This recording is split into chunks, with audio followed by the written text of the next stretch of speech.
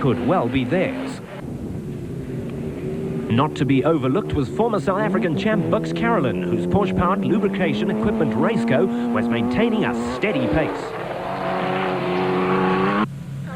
Wilfried Verslau and Dagmar Blankner weren't quite as lucky. It will fall in there, and then we can't push it out. Dani and Gallo van der Merwe's Toyota Hilux had no problems.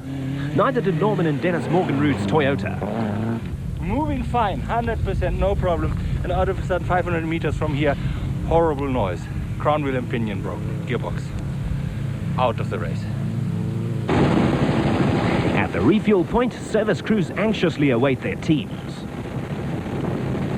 For some, like Harry Roscoe, it was the end of the race. Same thing as last year, exactly the same thing. I broke the diff. The diff started making a noise, and that was the end of my race. First in on two wheels was Willie Island on the Super Tyres Suzuki. Give me your goggles. Give me your goggles. One for water, one a banana. Where's the chain loop? Where's the banana? Yeah, he doesn't want banana. You okay, Mikey? Listen, Willie, go round the tape. Go round it.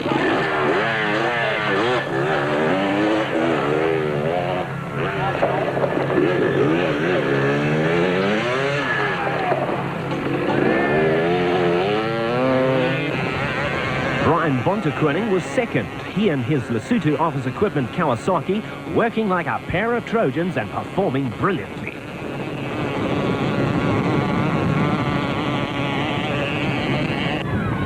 Meanwhile, Degener and Bell thought that they had it in the bag. Behind them was a host of opposition. Ahead, nothing except the way home.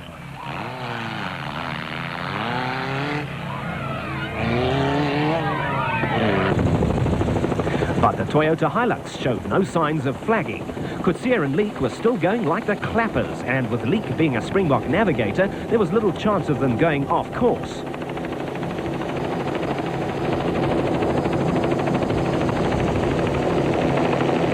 In the interim, Schilling and Thorne had sorted out their CV problem and made up some time. Would the Motortech Raceco catch up to the others and regain the lead? The race cam gives us a taste of what off-road racing is really like. COETZEE and LEEKE look comfortable enough, but I'd hate to see the state of their kidneys.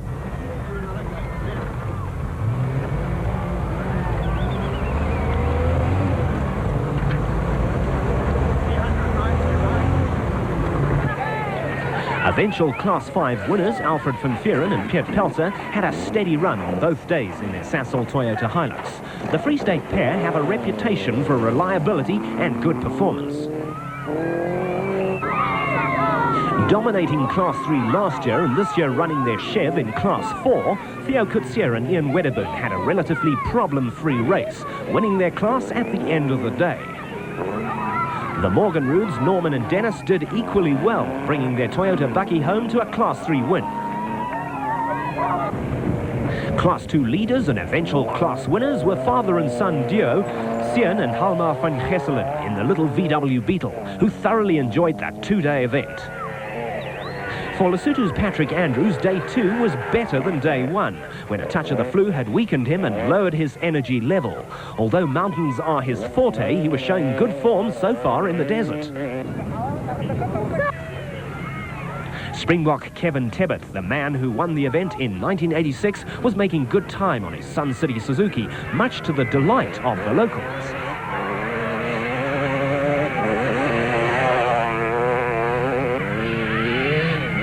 Still hanging in there on the 200 was Truckafrica Kawasaki rider John Hodgson, one of the quieter competitors around, yet not to be underestimated. For JANNIE de Bruin on the Team Green Kawasaki, it hadn't been a bad event at all. The end result saw him 4th in class and 5th in national championship points in the 250 class. Motocross champion Gary Nell had entered the race as a one-off and surprised everyone by achieving a 5th in class and 6th overall on his 250 Ensign Kawasaki. Yuri Human rode as consistently as always on the Kawasaki, taking a 3rd in the 200 class at the finish.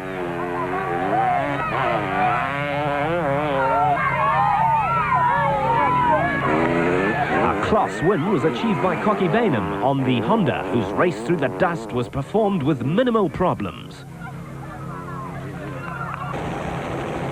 Closer to home, the tension was hotting up among the vehicles. Race leaders Klaus Degener and Jeff Bell had drive shaft problems, and as luck would have it, almost within spitting distance of the finish.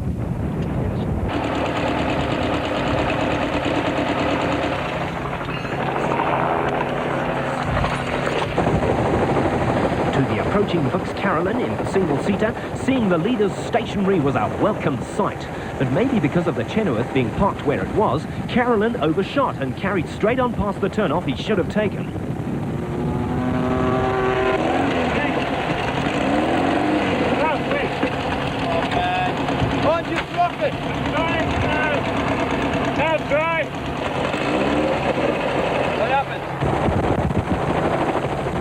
Precious minutes ticked by and car number 3 soon appeared in sight.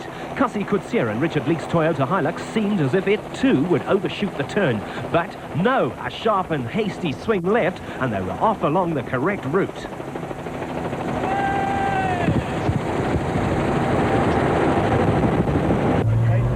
In the cab of the Toyota, the pair seemed calm and collected. As far as they were concerned, Carolin was ahead of them, and they were in second position. But the next moment, they ground to a halt when a turbo pipe came loose. In the meantime, Carolin had realized his earlier mistake and was back on track, speeding along in KOETZEE and Leake's dust. He passed them while they were struggling to open the Toyota's bonnet, leaving 2 very frustrated racers behind him, so near and yet so far.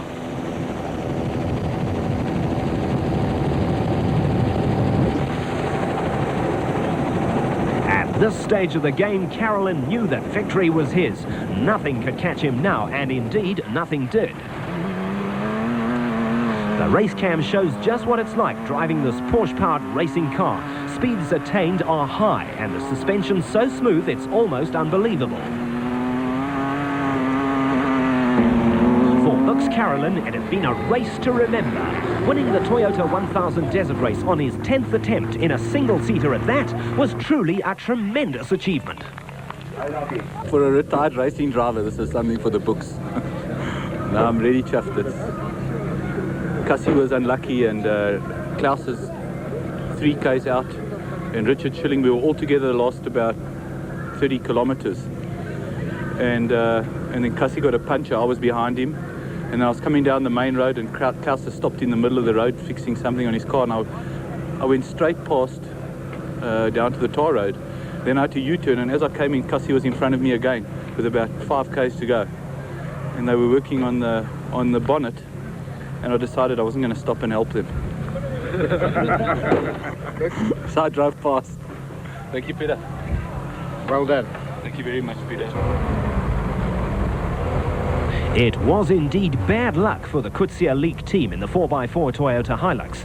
Nevertheless, a second overall and class win were not to be sneezed at, and could be considered a fair swan song for the faithful Bucky. What about it, sir? Bad luck, well done.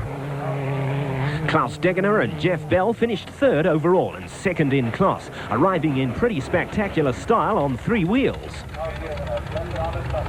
Well, I still can't believe it. It's incredible.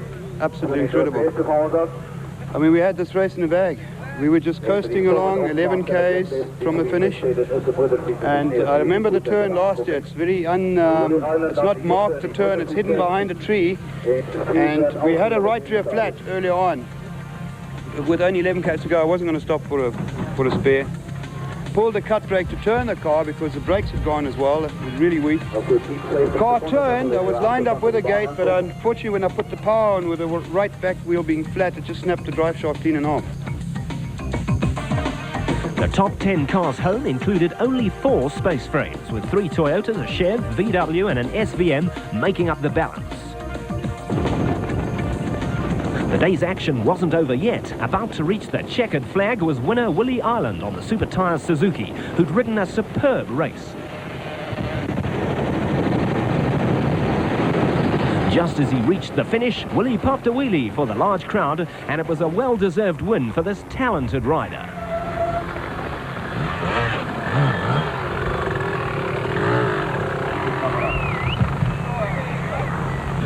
This is the first desert I've ever won. the only one I had to win. I've won every other single national there is. So I'm happy. It finally happened. Also showing fine form at the end, in fact overshooting rather badly, was second-placed Patrick Andrews on the Lesotho office equipment Kawasaki. His spectacular finish earned him a verbal rapping across the knuckles from the organisers.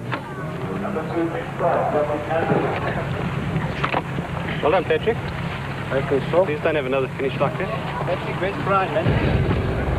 Third home was 200 championship leader and class winner Brian BONTEKONING, who'd had a massive smash just before the end.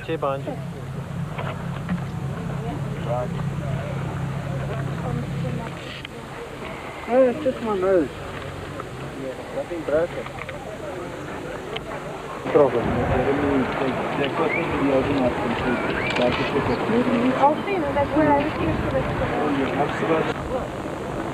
I caught Willie eventually. I got right behind him, and I think I was just pushing it a bit hard in the riverbed, and I don't know what happened. Then at the next marsh I was 15 minutes behind him, so I think I was a little unconscious for a while, and from there I just had to nurse it and get home. Then there were some, like JANNIE who all but threw it away on the line.